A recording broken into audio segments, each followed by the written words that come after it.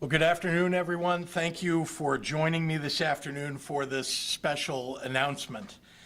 Today, we received word from Moody's Investor Service that in the wake of the enactment of our balanced budget, the state of Illinois has received its third credit rating upgrade. That's less than a year after we received our first two credit rating upgrades in decades. Fiscal responsibility is paying off. Illinois was in a deep hole in the years before I was sworn into the governorship, and together with the General Assembly, step by step, we are putting Illinois on firm fiscal footing. A credit upgrade means Illinois will likely pay a lower interest rate, saving taxpayers hundreds of millions of dollars in the coming years. Higher credit ratings result in elimination of wasteful spending, and they mean that we will have more resources for education, for healthcare, public safety, and future tax breaks. Great news for the working families of Illinois. Why are we getting credit upgrades?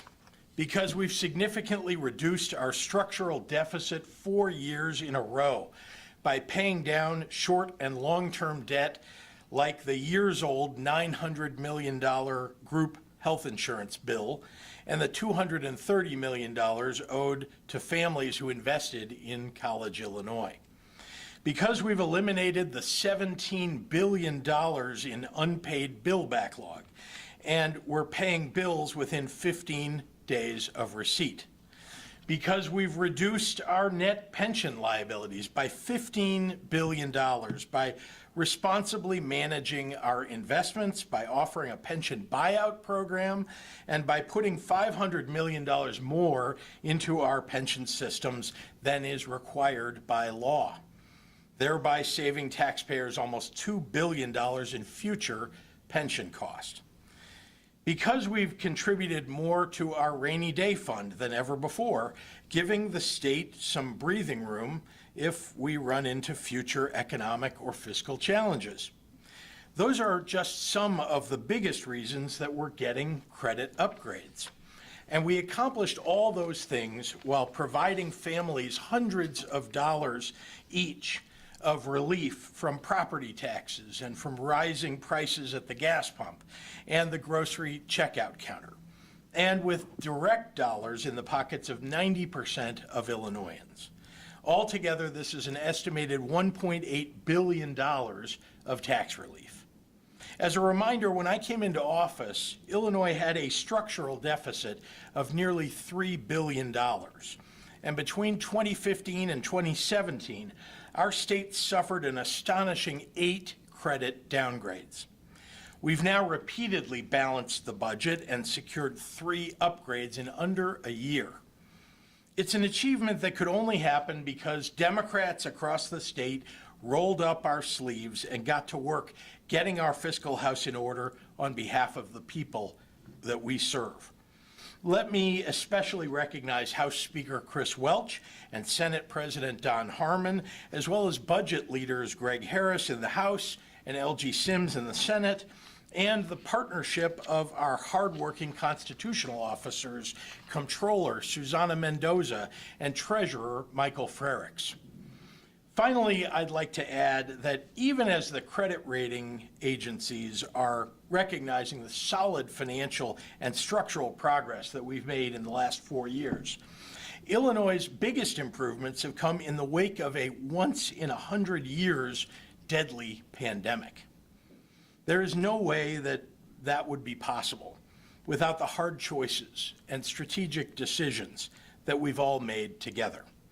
I want to give a special thanks to Deputy Governor Andy Manar, who's with us today, my Budget Director Alexis Sturm, who's in Springfield, and my Capital Markets Director Paul Chatalis for their unflinching resolve to carry our mandate forward to achieve a firm fiscal foundation for Illinois. I'll leave you with this. There is more work to be done, of course, but step by step, rung by rung, we are steadily climbing the ladder out of the hole that was dug over decades, and Illinois' future is bright. Thank you, and with that, I'd be happy to take any questions from members of the media. Tina. Hi.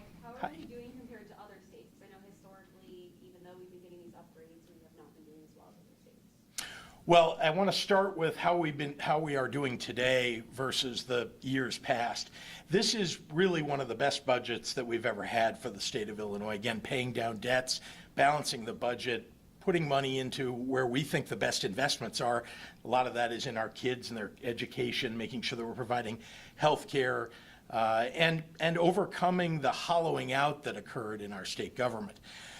In terms of how we're doing as a state, much better than most other states in terms of providing the services that people need across Illinois. We have one of the best healthcare systems in the Midwest. You know, look at Kentucky as an example, as compared to healthcare in the state of Illinois, and education as compared to a few of the states around us. We have work to do always. We want to be number one in everything, but Illinois is doing quite well. And when it comes to dealing with our fiscal challenges, look, for years before I became governor, we were, dropping in the ranks in so many categories of fiscal responsibility. Today, we're rising. I would say that if you put us on a billboard chart, we'd be, approaching the top in terms of most improved and the significant investments that we've made for our future. Are you concerned about every year when the budget number gets larger and larger, and I know there's some federal relief included in this year's budget, but is there a need to cut that number to make it lower every year instead of this increased spending for the budget? Well, we did that already. So looking at FY, the fiscal year coming up, the budget that we just signed a couple of days ago, we lowered our revenue estimates for the state because we know that the economy of Illinois can't grow at 5.7 or 6% every year. That's not going to happen. That was an unusual year we were coming out of. We still are coming out of a pandemic, but significant infusions into the economy by the federal government all across the nation. But we do expect growth in the state, and we have planned for a lower level of revenue and, as a result, lower spending to meet the revenue that we've got. How much has the pandemic played a role in these upgrades? Because we had one last year as well. So how do we know that we can continue this kind of stability? Well, I'd say a couple things. One is that we have, of course, now with 2 years of experience with the pandemic, we have a much better idea today of what we need to do as a state to be prepared for surges if they should occur. We also know how to mitigate the surges much better than we did in the last 2 years. So that's going to allow us to avoid the devastating impacts as long as those surges aren't, higher than we've ever seen before, which I don't expect them to be.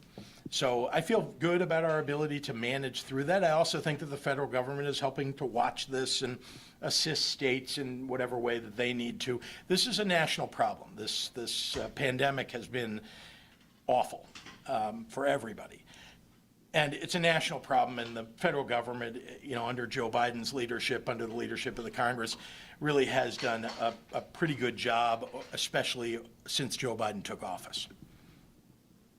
Sorry, I keep asking questions. That's okay. The mask mandate and the new subvariant, have you had any kind of meetings this week about that new subvariant with your health team, and are you worried about it? So we have consistent meetings with the Department of Public Health, with my team in the governor's office, to determine where are we in terms of the number of cases, the number of hospitalizations, and so on. And we've seen something interesting so far with this new Omicron subvariant, and that is that even though we've seen a rise in cases, and by the way, that doesn't even include the cases that probably are occurring where people are testing at home and not reporting the results of those cases. So, but even with a rise in cases and including those, we're not seeing a rise in hospitalizations. It's very small upticks and even downticks all across the state, but on balance, we're not seeing a significant rise or really any rise right now. Having said that, I think we've all seen that that's really the number we need to watch, is hospitalizations. That's when you know, in the world where we've got treatments for people, where there are therapeutics for people to take after they've contracted COVID-19, that, in that world, people are not going into the hospital who otherwise would have. We also have one of the best rates of vaccination here in the state of Illinois, in the entire Midwest. That helps a lot to keep people out of the hospital. So we feel reasonably good, but you know that I care an awful lot about making sure that our people are safe. And so I will not hesitate to let the public know that it's time to mask up, or that it's, that we need to do more to get people vaccinated, or where they can get therapeutics if they don't know already. But we're being very careful to monitor those things and also speak to the public whenever it's necessary. Yep. All right. Great, thank you, everybody.